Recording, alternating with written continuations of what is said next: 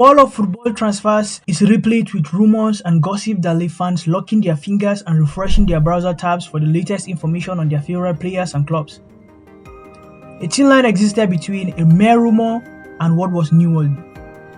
This situation exists because most times the speculation often turns out to be confirmed after the details of a concluded transfer are made known by the club sides involved.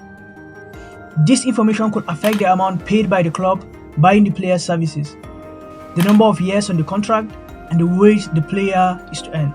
In short, the transfer market was an emotional roller coaster for the fans, a chaotic dilemma for the players, and a nightmare for the clubs.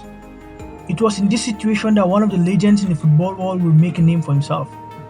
While every football fan has their club and they hate some other club, every football fan loves Fabrizio Romano.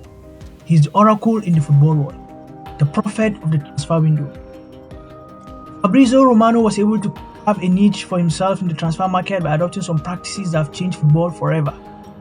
Fabrizio has built a solid reputation that people believe his word for the final regarding transfer news. Whenever transfer rumor that receives the "here we go" stamp from Fabrizio Romano is as good as done. In the transfer window of 2022, news made rounds that English giants Chelsea were interested in signing Marco Corella from fellow English side Brighton and Hove Albion. Fabrizio reported that Chelsea had completed the transfer, affirming it with the phrase "here we go." Brighton released a statement denying reaching any agreement with any team for the sale of the player. Fabrizio's response to the tweet was, "We will see who lied." Well, he turned out to be correct, as Chelsea confirmed the news days later, shocking many people with the information. But that is not the most crazy work from Fabrizio's archives. After seeing the news about his transfer to Schalke 04 from Sampdoria from Fabrizio on Twitter, Maya Moshida could hardly believe his eyes, because that news was unknown even to his wife. In the football world, Fabrizio Romano is a legend. But who is Fabrizio Romano? How did you create such a legend around himself? How does he make his money? And most importantly, how does he get his information? This is the story of Fabrizio Romano.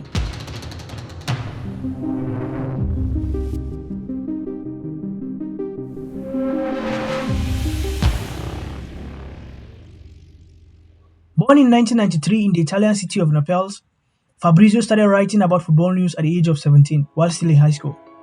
While it is impossible to talk about the football transfer market without mentioning the 29-year-old Italian today, the story of his beginning is quite a humble one.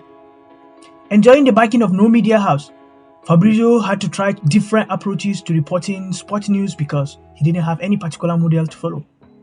It was in the age when reporters were gatekeepers of information. They decided what would make it to the papers and how much of the details concerning the transfer to report. It was the era in which media houses broke most transfer news with the tag "undisclosed fee." Fabrizio chose to do his reporting differently. First, he made a vow that he will report only information that has been confirmed and verified by sources. He will never report anything that is just mere rumors. Secondly, he will be specific about his reporting. No more undisclosed fee. He will say the exact amount and whatever was agreed in the agreement. But this was going to be impossible, because to get this information, you must be the player or the club, or an insider that knows a lot and he didn't know anyone. He was not even a coach, he was not a player, he was not a media owner, and he was not even a big name. This is where the entrepreneurial spirit in Fabrizio shined brightly. He decided to circumvent this by building connections across dressing rooms, contacting players, agents, and experts, rather than engaging just with the clubs. In some cases, he goes as far as to talk to the family members of the players involved. The other thing Fabrizio did that made him a household name among football fans was crazy. Fabrizio broke all of this news for free on social media. This was information that used to be gathered by gatekeepers. To become the authority he is today, Fabrizio prioritized the quality of information he put over what would gain him retweets. Traditionally, when covering the transfer market, many media accumulate rumors. Every summer for years, they write that Lewandowski or Haaland is a target for Madrid, or that Lautaro Martinez is on the agenda for Barca or Atletico. Names and clubs are entirely interchangeable, and most of the combinations that make the headlines but are often debunked by the clubs involved.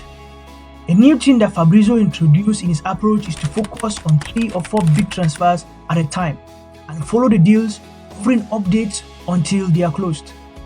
His reputation grew with every transfer news he broke, with the leading media trailing behind and most times reluctantly confirming the information with the exact details as earlier reported by Fabrizio.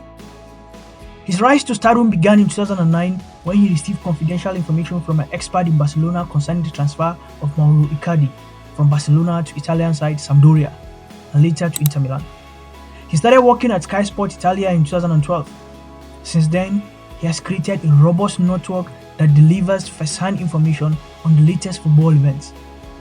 Relationship is the currency of the world. With relationships, you can get what you cannot get with money.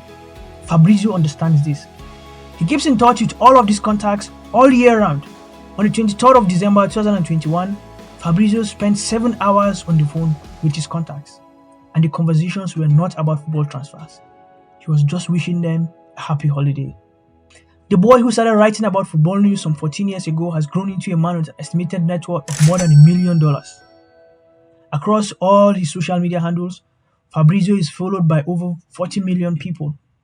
According to Social Cap, Fabrizio has the most influential Twitter account in 2023. He leverages this massive cloud to generate income through his podcasts and videos on YouTube and Twitter through ad sponsorship. He also earns money through the journalism work he does for both Sky Sport and The Vanguard. He was awarded the Journalist of the Year by the Globe in 2022. In the same year, he was also included in the European Forbes 30 Under 30 list for media and marketing. All of Fabrizio's success is not just a product of luck and strategy. He was also a hard worker. He works incredibly hard. Some have said Fabrizio is married to football. It was reported that he sleeps for just 4 hours a day during the transfer window. We should not be surprised by his success. The story of Fabrizio Romano is a story that every young person can learn from. What are the lessons we can learn from Fabrizio? Here we go. Number 1 is to find a niche. Instead of just reporting football news as everyone was doing, Fabrizio focused on just transfer news. This was his base. Look within your field. Find a niche where you can become a star. Choose a niche that has opportunities and focus on it. Secondly, you need to love what you do. Fabrizio loves football. He still plays football today. Steve Jobs once said your work is going to fill a large part of your life, and the only way to be truly satisfied is to do what you believe is great work. And the only way to do great work is to love what you do. And lastly, choose credibility over anything. Build a reputation that is impeccable for yourself. Having a good name is a good tool to attract the right people and the right opportunities. Fabrizio once said, "My mission is to be reliable at all costs." When football players want to move away from their club, Fabrizio is a go-to guy because of the credibility he has built. If you can replicate these 3 lessons in your personal life, there's no doubt that you stand above your peers. I'm sure that the path of success is going to be yours if you can embrace these lessons and use them. Till I see you again, thank you for watching this episode. Kindly subscribe and share with others. This encourages us to do more. Goodbye.